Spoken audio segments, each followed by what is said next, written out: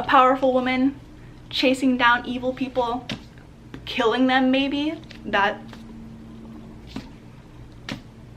also, I heard it's gay. Hello, it's Brianna. Welcome back to my channel. It has been about a month since I last uploaded a video. I'm really sorry about that. My life just got super chaotic and I didn't have time and I wasn't in the right mind space to be making content regularly, so I just took an unannounced hiatus for a little while, but I am back. I'm really excited about the video today. I'm going to be sharing with you guys my fall TBR. These 10 books specifically, I am really looking forward to, so I am manifesting it. I will finish these 10 books by the end of 2020, or else everyone can yell at me. This is my accountability video. I also have a very, very, very exciting announcement at the end of this video, so please do stick around to hear about that. If you do want to find out what the announcement is ahead of time, you can go ahead and skip to this timestamp and check that out before you hear me talk about my TBR. Let's dive in. So the first book on my TBR is The Death of Vivekoji by Akwaeke Emezi. My sister has had this on her TBR for a while and she's been raving about Akwaeke Emezi's books, and I haven't read any of their books myself, but my sister's opinion is one that I trust, so I'm really looking forward to this one. As the title suggests, this book follows the death of Vivekoji. Actually, it starts off by telling us that one day Vivek's mother finds his dead body in front of her doorstep wrapped in colorful fabric, and from that point we basically see the story in flashback and we watch Vivekoji grow up. We see his childhood, his adolescence, and as he's battling with blackouts and dissociation, he starts to develop friendships and good relationships with his family, and it's kind of trying to unravel the mystery of who Vivekoji really was before he had passed away. I am extremely interested in this type of narrative storytelling where you find out the big climax at the beginning and then the story works its way from the beginning back up into the climax. And I can already tell just from the description of the story, the tagline is, what does it mean for a family to lose a child they never really knew? I can already imagine that this is going to be really emotional, so this is going to be one I'm really looking forward to. It's not too long. I feel like I'll devour it in a week. Next, I have Permanent Record by Mary H.K. Choi. This was gifted to me by my friend Alexandra at Twirling Pages. She had raved that this is one of her favorite books of all time.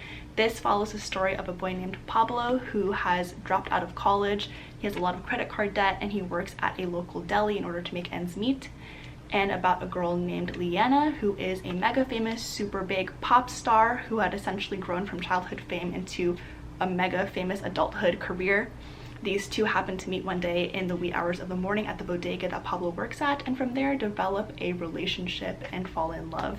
At this time, with everything that's been going on, I feel like a bright and happy romance isn't the first thing that I would pick up at the moment, and a melancholy romance that's a little bit smart, a little bit funny, and a little bit more realistic sounds like a good time. Or rather, sounds like a bad time, like I'm going to be emotional and sad after I finish it, but in a good way where you're just moved by literature. That's what I'm hoping for with this one. Next, I have A Wish in the Dark by Christina Soontornvat. This was a recommendation from May at Forever and Everly. I'll link her blog down below. May is the one who told me to read The Poppy War, and if you guys follow me on social media, you know The Poppy War had taken over my life. I had become completely obsessed with it, so I trust May's recommendations to the T. She said that this was a great book to pick up, especially if you're getting more interested into reading books from Thai authors. I personally don't think I've ever read a book from a Thai author before, so I was really excited to pick this up. It is a Thai-inspired fantasy. It follows the story of a boy named Pong, who is a fugitive after he escapes from the local prison, and a girl named Nok, who is the prison warden's daughter, who is trying to find Pong and bring him back to justice. As these two run through the city, one trying to find freedom, the other trying to find the escaped fugitive, they both have their worldviews questioned and their lives change as a result of this chase, of this journey. I have not read a Thai-inspired fantasy, I don't think, ever, and it is really my mission to read more books by Southeast Asian authors, so I'm really excited to pick this one up. Again, came with glowing recommendations from my friend May, whose opinion is very important to me, so this is one I'm really looking forward to. The next book I have is one you guys have all probably already heard of. It is The Rise of Kyoshi by F.C. This book takes place in the Avatar: The Last Airbender universe, and it is one that I'm really looking forward to reading because I've heard that this book is gay and powerful and has a lot of women in it, and those are three things that I'm extremely interested in. So I was like, where could I go wrong with this truly If you're unfamiliar, this book takes place in the Avatar: The Last Airbender universe. It is a world where some people have the power to bend the natural elements, earth, air, fire, and water. The Avatar is the one person alive who can bend all 4 elements at once. Kyoshi is the Avatar in question. She is the Avatar 2 cycles before Aang. This book follows her journey as a child as she tries to train to become the greatest Avatar she can in secret, because there are currently evil forces that are chasing her who want to capture and kill the Avatar. So I'm really excited about this. I heard it shows a lot of character growth with Kyoshi, and we get to see her grow from being a scared child running away from danger to developing powers, becoming stronger, and then eventually facing the people who've been pursuing her and seeking revenge on the people who've caused harm to her loved ones. A powerful woman chasing down evil people, killing them maybe. That also, I heard it's gay. I don't know, can't confirm. Maybe people are just gay for Kyoshi and that's what they mean. This art is beautiful. Here I have The Weight of Our Sky by Hanna Alkaf. This was a book that was gifted to me by Tiffany from Read by Tiffany. I had read Alkaf's other book, The Girl and the Ghost, had absolutely loved it. This is a book that follows the main character Melody. It's in the 1960s in Kuala Lumpur as racial tensions between the Chinese and Malay residents of Kuala Lumpur are reaching a height. Melody is Muslim and Malay, and then one day she is separated from her mother as the racial tensions in her city boil over. The city is in flames, all communication systems are down, and then she has to team up with a boy named Vincent in order to find and reunite herself with her mother again in safety. I am particularly looking forward to reading this book because I haven't actually learned that much about the racial tensions in Malaysia in the 1960s. I don't have a big background on it, and I'm really definitely going to be researching more before I get into this book about the historical events that have inspired it, because this is a historical fiction novel at its base, and I think it's a really important history. I don't want to dive in blind. I think that would be just kind of disrespectful to the history of it all, so it's something that I think is going to opened my eyes to a part of Southeast Asian history that I just was ignorant about until recently. Whew. The sun is going down, so we're gonna start moving a little bit faster. The next book I have is Mexican Gothic by Silvia Moreno-Garcia. I'm really looking forward to this. I picked this up to read in October specifically as part of the spooky season. It is a horror novel. I have not delved into the horror genre at all, I think, before, because I'm just not interested in like the major Stephen King novels that people always recommend as horror starters. Never sounded interesting to me. But I heard a lot of hype around Mexican Gothic. I figured this was gonna be the chance for me to dip my toes into the horror genre and get into the Halloween season. The story is about a character named Noemi who one day receives a frantic letter from her newlywed cousin asking her to come help her. So Noemi travels to this place called the High Place in the Mexican countryside, where she tries to figure out what is going on and trying to do some sleuthing work to find out how to save her cousin. As she's there, she meets a lot of interesting characters, namely her cousin's husband, who seems creepy, her cousin's husband's father, so the father-in-law, the patriarch of the family, who has a weird obsession with Noemi, and she starts to have dreams that are a result of her living in this house. The house brings her dreams of blood and doom, as the inside cover says. I haven't read anything horror ever, so I'm a little bit nervous about this. Like, I feel like this book is gonna bring me dreams of horror and blood and doom. I kind of like the idea of a haunted house type story. I don't know if that's what this is, but from the inside cover it kind of sounds like it's a haunted house. So I'll let you know if horror ends up becoming one of my favorite genres as a result of Mexican Gothic. That would be a big plot twist in my life, actually, but we'll find out. The next book is something you guys have probably seen me talk about before. It is The Mountains Sing by nguyẽ. This is a book that I had tried picking up before. I got a couple of chapters in and it was just extremely emotional for me, so I had to end up put it back down because I wasn't in the right headspace to be reading something like this that was just so close to home. This book is about a family. It follows 4 generations of a family through the eyes of the matriarch as the family has to flee Vietnam as the communists enter and the land reforms begin.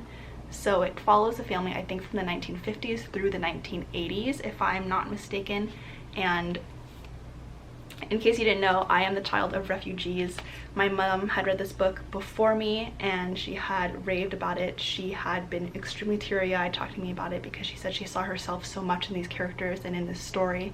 And then for me, I have talked to my parents and heard them tell me about their stories fleeing Vietnam as well, and there's just a lot of background and history there that is really emotional for me and for my family. So that's why it was difficult for me to read this book back when I got it. I think around May, I want to say, is when I originally purchased this. It's a really important read, especially considering my family background. My mom has been urging me to read it for so long, so I definitely want to get this read on the TBR a priority as soon as possible. I have a feeling this one's going to be a book that sticks with me for a long time. I've watched a couple of there is a motorcycle outside, I'm so sorry. From the couple of chapters that I had read, I was in love with it. It was already so moving. I cried and I was like 30 pages in and it was obnoxious of me, but it's very emotional. So very much looking forward to this one. As always, looking forward to reading things, but this one I'm determined. I will finish it. I will get through it, and I will probably cry a lot and FaceTime my mom and my dad a lot while reading it, but it's a must. The sun is going down. I'm panicking. Okay, the next couple of books I do not have physical copies of either because they have not arrived to me yet or because I have them on audio. Get a Life Chloe Brown by Talia Hibbert was recommended to me by Maha, who is at Sunshine in Books. I will link her blog down below. She actually didn't recommend this to me specifically, but she talks about Talia Hibbert all the time on Twitter and on her blog, so I see it all the time and I'm like, oh my god, I need to read Talia Hibbert book. So this is the one to start with. I've been told by a lot of people that the Brown Sisters trilogy series is a really fun one and a good one to get started with if you aren't a typically big romance reader. So similar to the horror genre, I haven't delved into romance as much. I have read more romance than I have horror because horror I've read none, but with romance I'm again just dipping my toes into the genre. I've heard a lot of good things about Get a Life Chloe Brown. It follows the story of our main character Chloe Brown, who is a chronically ill computer geek. After she has a near-death experience, she decides that she wants to, quote, get a life. So she makes up a list of a bunch of things that she wants to go out and experience, like having a drunken night out, etc., etc. So she decides she needs to have a mentor to help her let loose and kind of help her get a life. So then she meets this guy named Red, I want to say is his name, Redford, who has been explained to me he is a himbo. That is what the folks say. I feel like after some of the heavier novels that I have spoken about before, it might be good just to have a fun, upbeat romance read to me via audiobook. That seems like it would be a healing process. So Get a Life Chloe Brown, I'll finally read it. I know all of you guys watching this are like, you're dumb, everyone's already read this book and you're late. I know, I'm on it. The next book that I have is Cemetery Boys by Aiden Thomas. I don't actually have it yet because it's on the way to me in the mail, but I am excited for this one. Everyone on my Twitter timeline has been hyping this book up for the past couple of days. It's all I've been seeing and it sounds so good, and I'm getting book FOMO because the book just recently came out, I'm pretty sure like a week or two ago, and it seems like everyone's already read it but me. And I'm so sad because I ordered it, but it's just taken a little bit of extra time to come. So Cemetery Boys follows the story of our main character Yadriel. After his family has decidedly not accepted his gender, Yadriel sets out to prove to his family that he can be a real brujo. He and his cousin Maritza go into the cemetery to try to raise the ghost of his murdered cousin and set it free. While doing so, he accidentally raises the ghost of the school bad boy instead. Now they're stuck in this very interesting situation. The school bad boy refuses to go and move on peacefully because he wants to find out what happened to him, how he died, and to solve the mystery of his death. So Yadriel promises that he'll help the school bad boy reconcile with his death, and the school bad boy promises Yadriel to help him find the spirit of his murdered cousin. And so they team up to go on adventures together. I don't even know. I'm just excited. That premise sounds so fun. I don't know. Do they fall in love? I guess I'll find out. So those are the books that I have on my fall TBR. There are actually 10 total. The 10th book is part of the very exciting, momentous announcement that I have that I talked about at the beginning of this video. Me and my friend Monica Kim, whose stuff I will link down below, we are launching the Magical Girl Society. We are really excited about this. The Magical Girl Society is essentially just going to be a group where everyone who is into stories with magical female characters can congregate, and then we're going to be watching anime together, maybe reading manga together, reading books together. It's going to be a wholesome time where we celebrate magical, fantastical women in literature, in TV shows, in anime, in any form of media. Monica had come up with the idea, I think like a year or so ago, and then she had wanted to launch it but didn't want to do it alone because she was like, oh, it's boring to do something like this alone. She reached out to me. I was like, absolutely include me in this. I grew up loving magical girl anime. I was obsessed with Utena, obsessed with Sailor Moon. Everything about magical girls was the aesthetic that I wanted to live in forever. So the reason I left my 10th book on my TBR for the announcement is because my 10th book is The Bone Witch by Rin Chupeco, and The Bone Witch is going to be the October book club pick for the Magical Girl Society. So for October, we picked The Bone Witch by Rin Chupeco. It is one of my friend Shalea's favorite books of all time. She raves about this series and about this author all of the time, and I have had Rin Chupeco's books on my radar for maybe a couple of months now, and I've really wanted to dive in finally. And then with the Magical Girl Society, when Monica and I were trying to come up with what books we should read for the book club, I was like, Bone Witch, this has been on my radar. Shalea highly recommends it. It's one of her favorite books. She's a chupeco, as she says. I hope I'm pronouncing that correctly. I don't know how to pronounce the fandom name. Shalea, please correct me if that was an incorrect pronunciation of the fandom name. I am a plebeian. I do not know better. I am sorry. Okay, we're filming the last part on my phone because my camera ran out of batteries and the sun's going down, so I gotta go fast. I talk so much. I'm so sorry. I hate myself. Anyways, The Bone Witch follows the story of our main character, Taya. She finds out one day that she is a bone witch when she accidentally resurrects her brother and discovers she has the powers of necromancy. The problem with being a bone witch is that bone witches are extremely feared and ostracized in her community, so she ends up being exiled. So her and her newly resurrected brother are finally taken under the wing of a bone witch who promises to teach Taya the ways of elemental magic so she can become an Asha. However, as all of her training is happening, dark forces enter on the horizon, and then Taya is going to have to make some difficult choices in terms of wanting to pursue elemental magic or wanting to go back to her hometown and deny her reality of being a bone witch.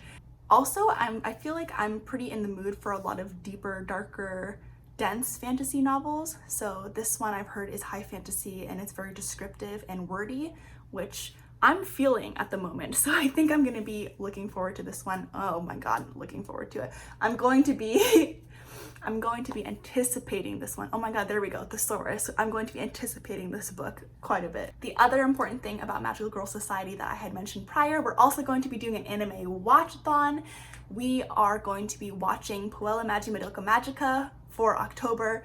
This anime, formative. I feel like this anime had brought back the hype for magical girl anime after it kind of went down a little bit in the early 2000s, but Madoka Magica came out and then everyone was back on the hype train because it's just such a good anime. I think the best way to go into Madoka Magica is to know nothing about it. I will leave any trigger warnings I can find in the description below if there are any. I can't remember anything beyond like just your regular fantasy violence. There's fighting because it's magical girl anime, but beyond that, I can't think of anything else off the top of my head, but it has been a while since I watched it. But I am of the belief that story-wise, it's best to jump into Madoka Magica without knowing what it's about, where it's going. Just, it's a magical girl anime. That's it. We're going to post a watch schedule on our Discord server and probably post on Insta and Twitter as well. I'm so excited to rewatch it, for real, so excited. So that is all I have to tell you guys about today. This is probably going to be a really long video because I never stop talking and I have an issue with it. I'm so sorry, but I tried to be really descriptive with these books because I feel like a big problem that I have is I never know what these books are about. This time, hopefully rectified that mistake. I actually kind of know what all the books I want to read on this TBR are about. Maybe you guys found something that sounded interesting to you too, and maybe you'll want to read with me. Please do join the Magical Girl Society. I am really excited about it. The links will all be down below, as will the links to all of the bloggers that I had mentioned who had recommended books to me. So go, please support them as well. I will talk to you guys next time. Mwah, love you all very much. Hope you are staying safe and healthy. What else to say? I'm sweating, not even because it's hot. I'm just stressed out now because I've been talking so long. I love you all very much, and I'll see you again next time. Goodbye.